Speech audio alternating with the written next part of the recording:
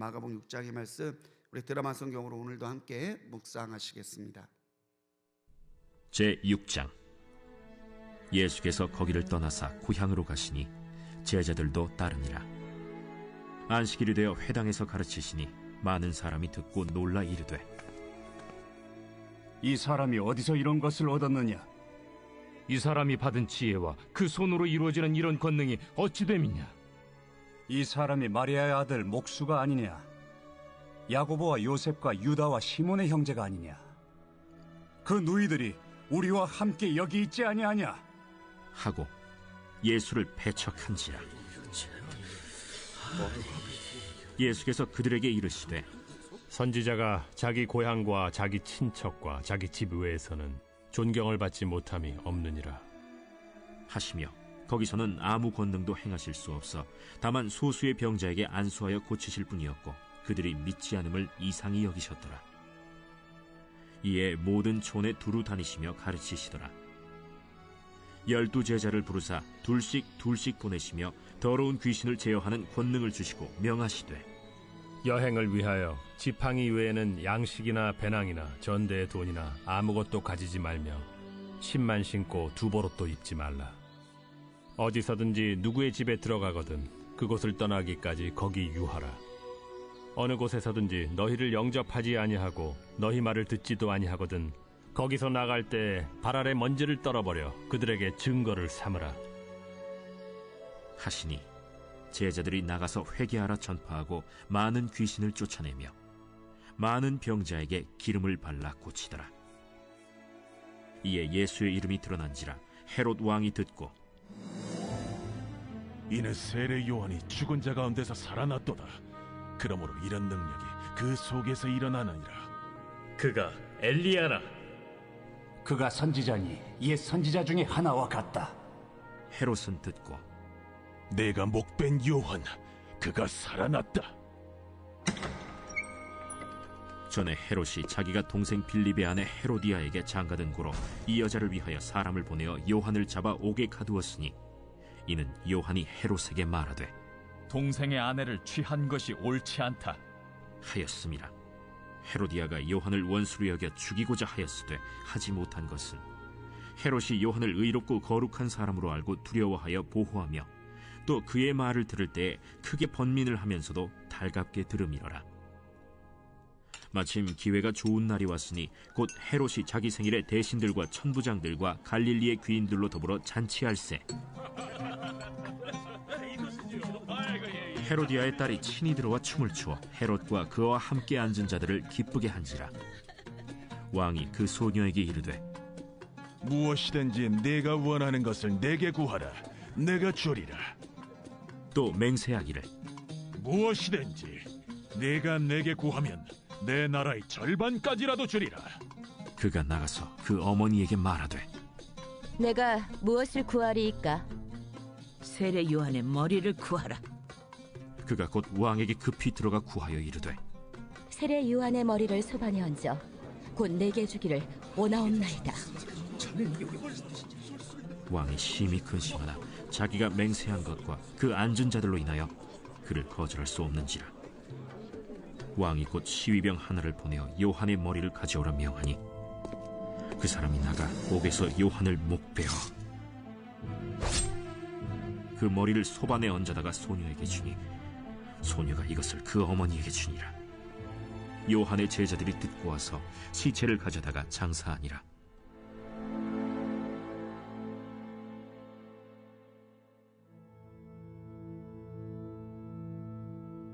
사도들이 예수께 모여 자기들이 행한 것과 가르친 것을 낱낱이 고하니 너희는 따로 한적한 곳에 가서 잠깐 쉬어라. 이는 오고 가는 사람이 많아 음식 먹을 겨를도 없음이라. 이에 배를 타고 따로 한적한 곳에 갈새 그들이 가는 것을 보고 많은 사람이 그들인 줄 안지라. 모든 고을로부터 도보로 그곳에 달려와 그들보다 먼저 갔더라.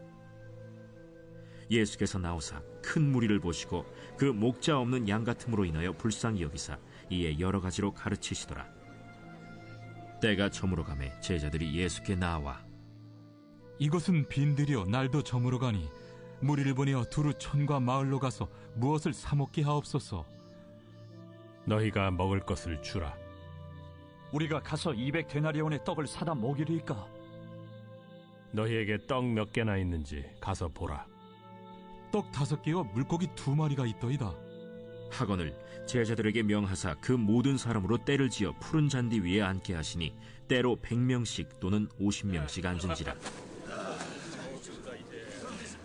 예수께서 떡 5개와 물고기 2마리를 가지사 하늘을 우러러 축사하시고 떡을 떼어 제자들에게 주어 사람들에게 나누어 주게 하시고 또 물고기 2마리도 모든 사람에게 나누심에 다 배불리 먹고 남은 떡 조각과 물고기를 12바구니에 차게 거두었으며 떡을 먹은 남자는 5,000명이었더라.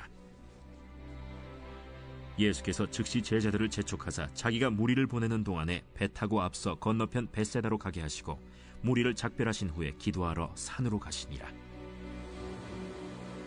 저물매 배는 바다 가운데 있고 예수께서는 홀로 무태 계시다가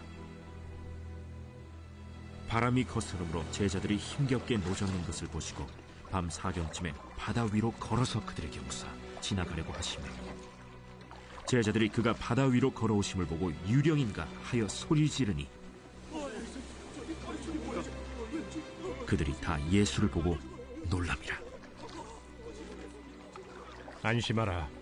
내니 두려워하지 말라 하시고 배에 올라 그들에게 가시니 바람이 그치는지라. 제자들이 마음에 심히 놀라니 이는 그들이 그 떡 떼시던 일을 깨닫지 못하고 도리어 그 마음이 둔하여졌음이로라. 건너가 게네사렛 땅에 이르러 대고 배에서 내리니 사람들이 곧 예수신 줄을 알고 그 온 지방으로 달려 돌아다니며 예수께서 어디 계시다는 말을 듣는 대로 병든 자를 침상째로 메고 나오니 아무데나 예수께서 들어가시는 지방이나 도시나 마을에서 병자를 시장에 두고 예수께 그의 옷가에라도 손을 대게 하시기를 간구하니 손을 대는 자는 다 성함을 얻으니라. 할렐루야. 우리 하나님의 크신 은혜가 오늘 이 새벽전 주님의 손길이 덮어지기를 사모하시는 우리 모든 성도님들과 변함없이 함께 하시기를 주님의 이름으로 간절히 축원합니다. 마태, 마가, 누가, 요한 이 4개의 복음서는 예수님에 대해서 가장 자세하게 우리에게 알려주는 말씀입니다. 글에는 기록 목적이 있어요. 이 4개의 복음서도 각각 강조하는 예수님의 면모가 있습니다. 마태복음은 왕이신 예수님이에요. 그래서 왕은 혈통, 정통성이 중요하니까 족보가 나옵니다. 누가는 인자, 우리와 같은 몸을 입고 오셔서 우리의 대표가 되시는 인자 되신 예수님을 강조하고 있고요. 요한복음은 하나님의 아들로서 이 땅에 오셔서 생명과 영생의 길이 되신 주님을 강조해서 말해요. 오늘 우리가 묵상하고 있는 이 마가복음은 종으로서의 예수님, 섬기러 오신 예수님을 강조하고 있습니다. 그래서 요한계시록 4장에 보면 하나님의 보좌를 모시고 있는 4생물이 나와요. 한 생물은 사자 같고 얼굴이, 또 한 생물은 독수리 같고, 또 한 생물은 송아지 같고, 또 한 생물은 사람 같아요. 그래서 학자들은 이 요한계시록 4장에 나오는 4생물의 이미지를 복음서와 연결합니다.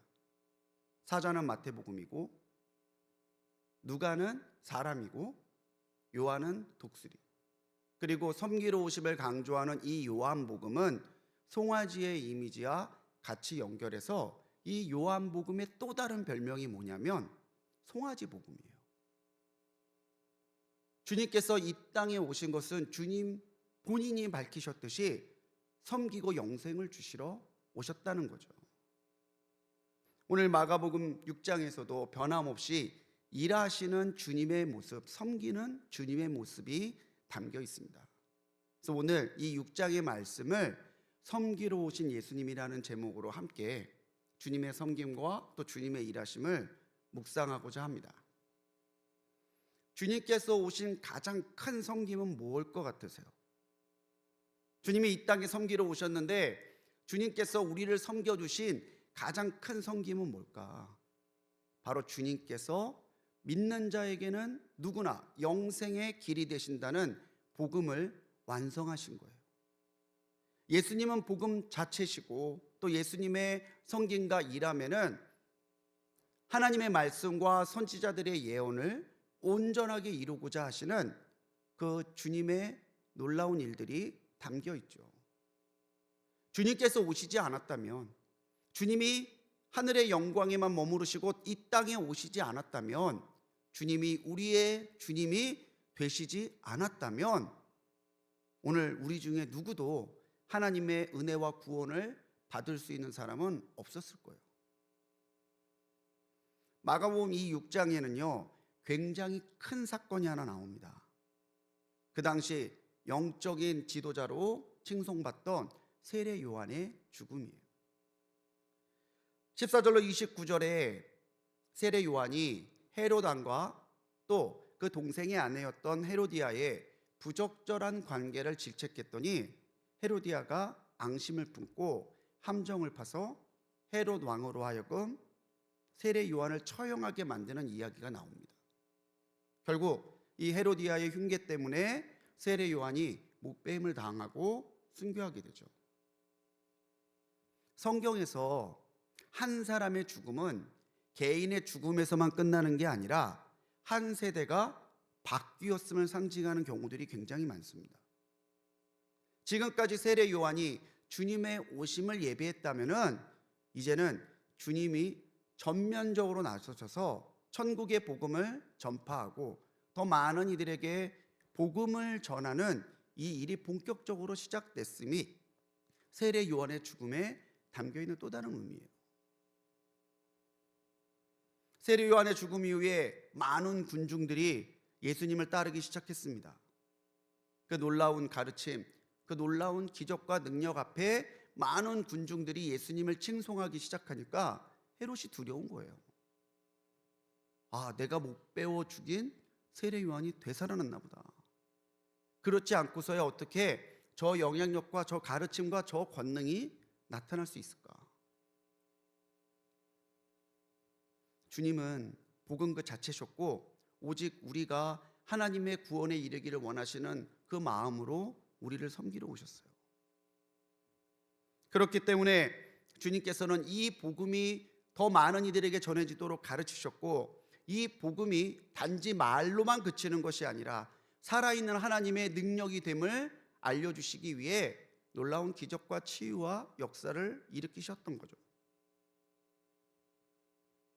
주님은 주님만 일하시기를 원하시지 않습니다.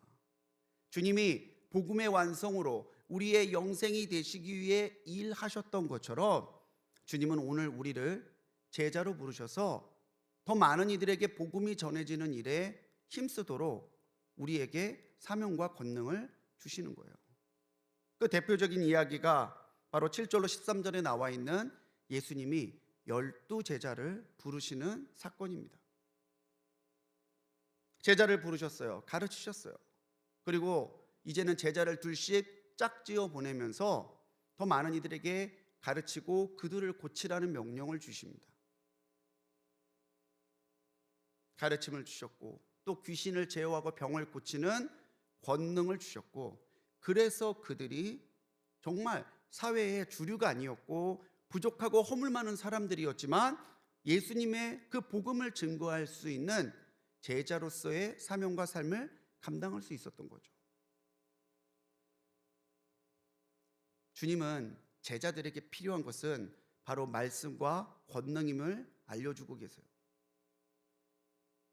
너희들이 양식도 가지지 말고 배낭도 가지지 말고 전대의 돈도 가지지 말고 옷도 2벌 이상 가져가지 말고 누군가가 너희를 영접하면 거기 머물고 누군가가 너희를 받아들이지 않으면 발에 먼지를 떨어버려 증거로 삼고 떠나라는 거예요.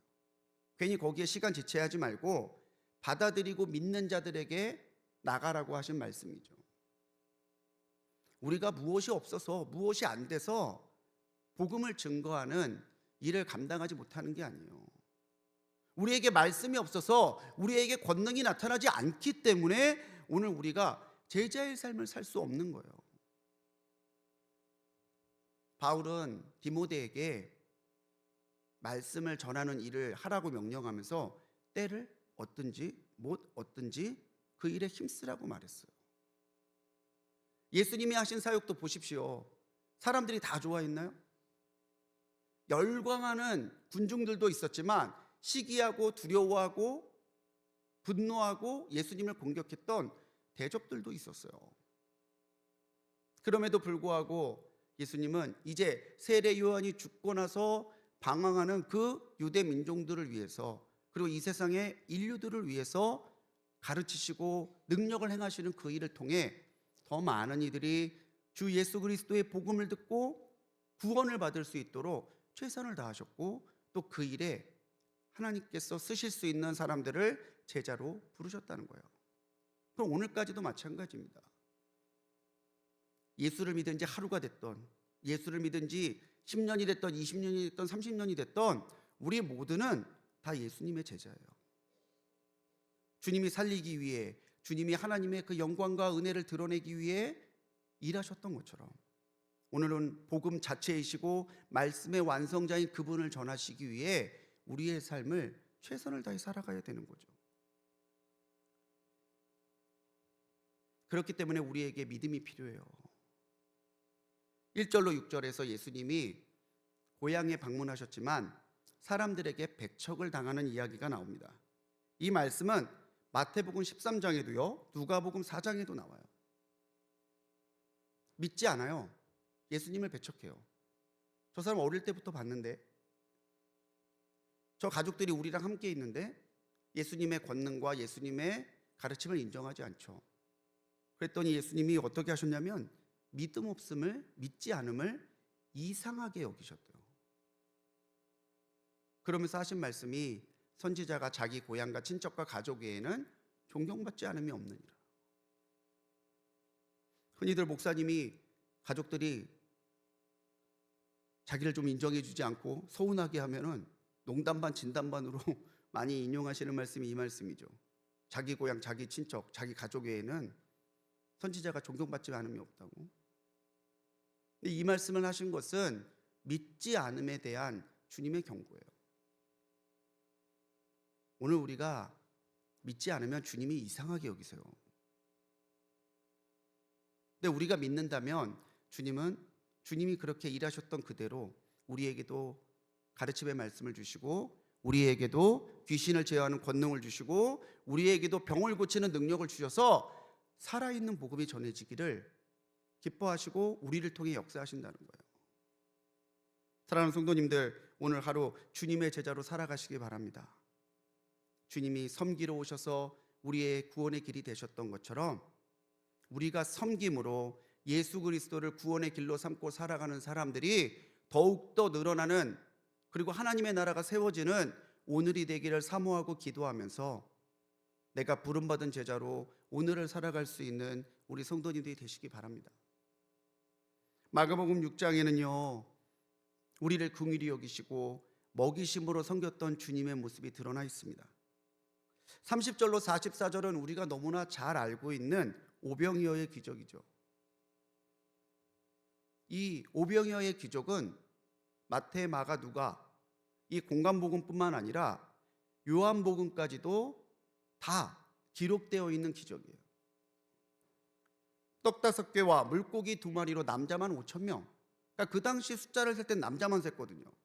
노인, 여자, 아이는 계수하지 않았으니까 2만에서 3만 그 이상의 사람들이 떡 5개와 물고기 2마리로 배고픔을 해결했던 놀라운 역사예요. 그렇게 먹이고도 12바구니가 남을 만큼 주님의 먹이심은 풍족했다라는 거죠.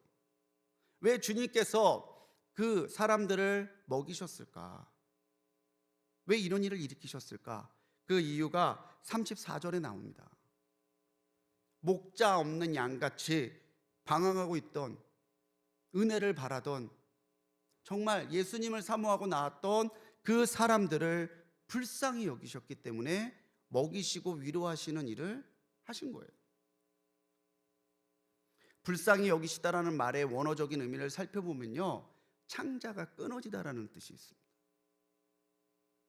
예수님이 오셨대 제자들이 그 놀라운 권능을 행하고 예수님과 함께 있대 이 말을 듣고 수많은 사람들이 도보로 걸어서 예수님이 계신 그곳에 나옵니다. 예수님이 거기 계시대, 예수님의 제자들이 함께 있대. 이 소문만을 듣고 정말 원근각처에서 모여드는 그 사람들을 보실 때에 예수님의 마음에는 창자가 끊어지는 것 같은 불쌍히 여기심이 있었어요. 그래서 그들에게 가르치시죠. 너희를 향한 하나님의 뜻은 말이다. 그러면서 그 말씀을 가르쳐 주세요.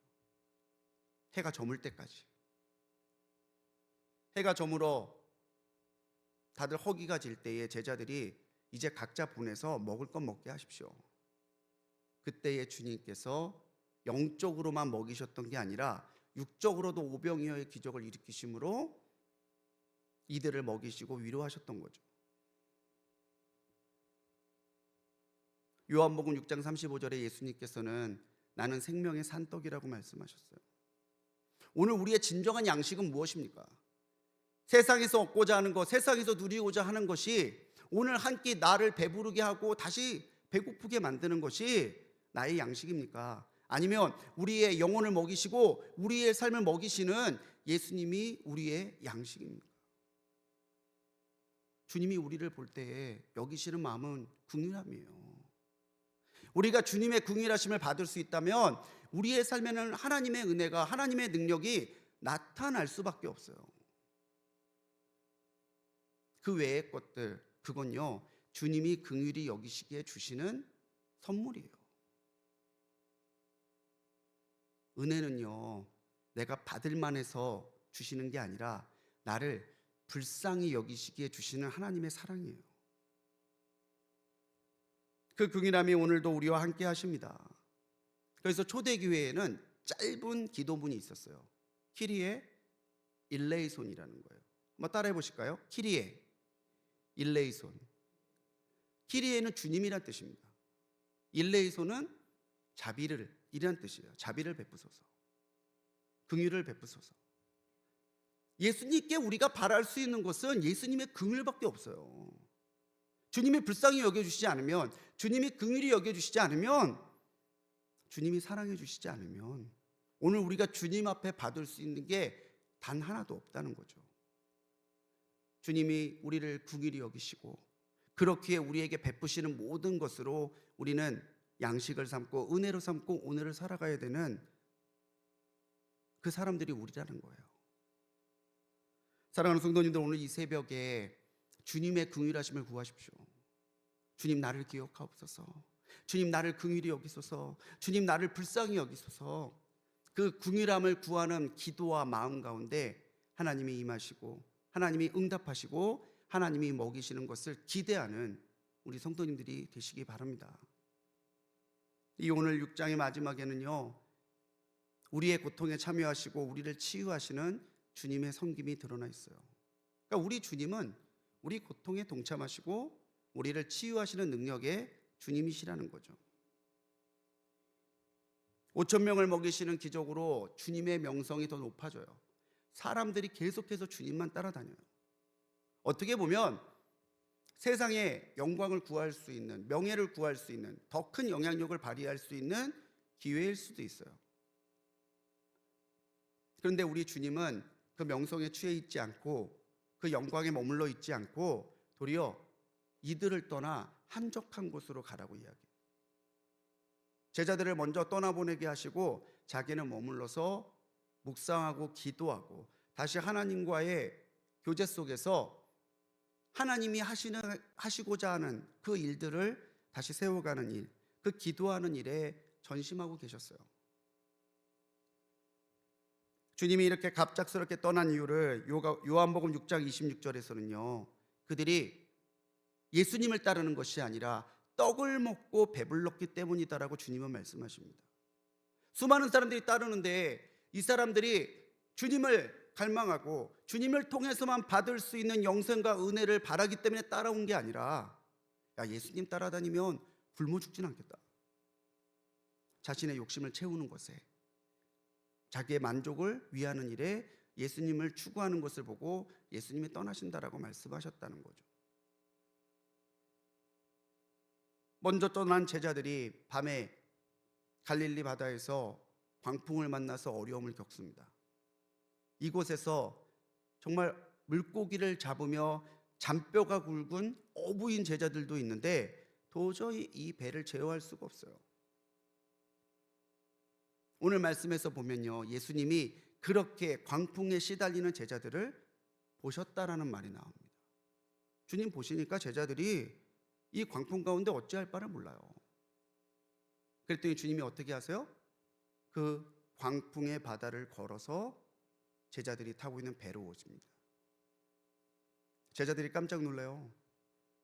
여러분 한번 생각해 보세요. 우리는 예수님이니까 그럴 수 있다라고 생각해서 그렇지, 밤에 막 광풍과 싸우고 있는데 저기서 하얀 게 바다 위를 걸어서 자기한테 오고 있어요. 얼마나 놀랬겠어요. 광풍으로 인한 두려움, 갑자기 나타난 예수님으로 인한 두려움. 문제를 만난 우리들의 삶은 늘 두려움의 연속이고 두려움이 가득해요. 근데 주님은 제자들이 힘들어하는 그 배로 오세요. 오늘도 문제 가운데 씨름하고 주님의 긍휼을 구하는 이 광풍 속에 지나는 배와 같은 우리의 인생에 주님께서 찾아오세요. 또 주님이 무엇이라고 말씀하십니까? 안심하라. 내니 두려워 말라. 오늘 이 말씀이 이 새벽 우리 성도님들에게 주시는 주님의 위로가 되기를 간절히 축원합니다. 슬픔 가운데 있는 분, 질병 가운데 있는 분, 고민과 고통 속에서 주님께 부르짖는 여러분들, 주님의 이 음성을 들으시기 바랍니다. 안심하라. 내니 두려워 말라. 학자들은요, 이 말씀이 정말 극심한 박해와 순교의 위협 속에 믿음을 지키고 있던 초대교회에 주시는 마가의 위로라고 이야기해요. 예수님을 위하여 핍박을 택하고 예수님을 통하여 고통을 누리고 있는 너희들의 삶에 주님이 관심 없는 게 아니라 주님께서는 그 한복판을 지나서 교회에, 성도에게 찾아오신다는 거죠.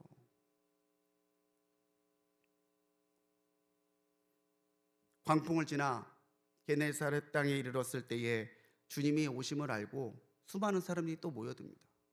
저는 복음서 볼 때 참 이게 신기해요.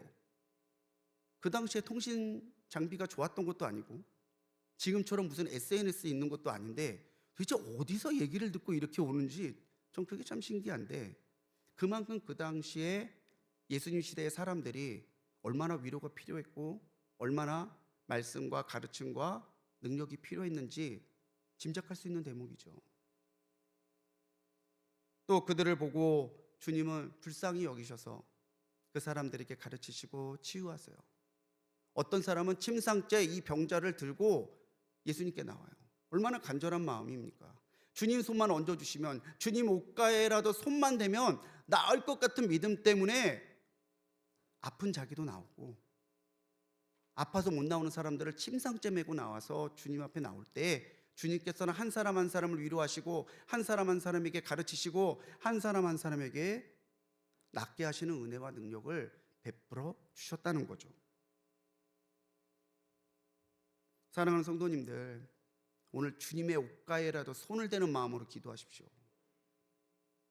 고개 숙였다가 가지 마시고 정말 간절한 마음으로, 내가 주님의 옷가에라도 손을 댄다면 내가 응답받을 거야. 내가 하나님 앞에 해결받을 거야. 내가 하나님 앞에 가르침을 받아 깨달을 거고 하나님이 고치시는 역사를 체험할 거야. 이 믿음을 가지고 오늘 이 새벽 이 간절함을 가지고 기도하시기 바랍니다. 우리 주님은 섬기러 오셨어요. 그리고 우리가 섬기는 주님의 사람으로 오늘을 살아가기를 원하십니다. 주님처럼 믿음과 권능으로 복음 되신 주님을 증거하시기 바랍니다. 우리 주님처럼 긍휼히 여기심과 먹이심을 체험하고 더 많은 이들이 그 긍휼히 여기심과 먹이심을 체험할 수 있도록 전도하고 세울 수 있는 우리가 되기를 원합니다. 우리 주님처럼 주님만이 모든 문제의 해결자요, 위로자요, 치유자이심을 오늘 담대히 선포하는 제자로서 살아갈 때에 우리를 섬기러 오신 주님이 우리의 섬김을 통해 더 많은 이들에게 그 주님의 복음과 섬김이 전해질 수 있도록 오늘 주님이 부르신 그 뜻을 따라 살아가는 우리 불꽃교회의 모든 성도님들 되시기를 주님의 이름으로 간절히 축원합니다. 기도하시겠습니다. 안심하라 내니 두려워하지 말라 하신 주님, 하늘의 그 보좌의 영광도 마다하시고 우리를 향한 긍휼히 여기시는 마음, 그 마음 하나 때문에, 하나님께서 우리를 사랑하시는 그 마음 때문에 이 땅에 오신 주님을 찬양합니다. 주님, 오늘 이 새벽 우리에게 함께 하셔서 하나님의 선한 은혜와 능력 가운데 주님만이 우리의 복음이시오, 우리가 헛된 것을 구하지 아니하고 주님만 구하는 우리가 되도록 역사하여 주시옵소서. 주님 앞에 나올 때에 불쌍히 여기시고 긍휼히 여겨 주옵소서. 오늘 이 새벽에 주님 앞에 기도합니다. 키리에 일레이손, 오직 주님의 긍휼하심을 우리에게 주셔서 오늘 이 새벽에 우리가 주님의 긍휼하심으로 충만함을 받고, 긍휼하심으로 위로를 받고, 긍휼하심으로 세임을 받아 오늘도 승리하며 살아가는 하루가 되도록 인도하여 주옵소서. 바다의 광풍을 지나 제자들에게 오셨던 주님, 오늘 주님의 그 오심을 우리의 삶에 나타나기를 간절히 소망합니다. 주님, 정말 그 무리를 먹인 같이 우리에게 오셔서 우리의 삶을 먹여주시고, 우리의 문제 가운데서 씨름할 때에 우리에게 오셔서 광풍과 같은 문제들을 가라앉게 하시고 우리에게 주님의 손 대어 주셔서 주님 위로받고 치유하는 오늘이 되도록 주옵소서. 오늘 주님을 깊이 만나는 이 새벽 되게 하시고 주님의 은혜를 덧입혀 주옵소서. 오늘도 이전에 드리는 귀한 예물이 있습니다. 친척의 치유를 위해서, 또 가족들, 자녀들의 배우자를 위해서, 가족들의 성령 충만함을 위해서 드리는 이 예물 기쁘게 받아주시고 예물에 담겨있는 믿음과 기도대로 응답하여 주옵소서. 오늘 섬기러 오신 주님을 따라 우리도 주님을 위하여 섬기는 삶을 살도록 결단하게 하실 줄 믿사옵고 우리를 구원하신 예수님의 이름으로 간절히 기도드렸습니다. 아멘.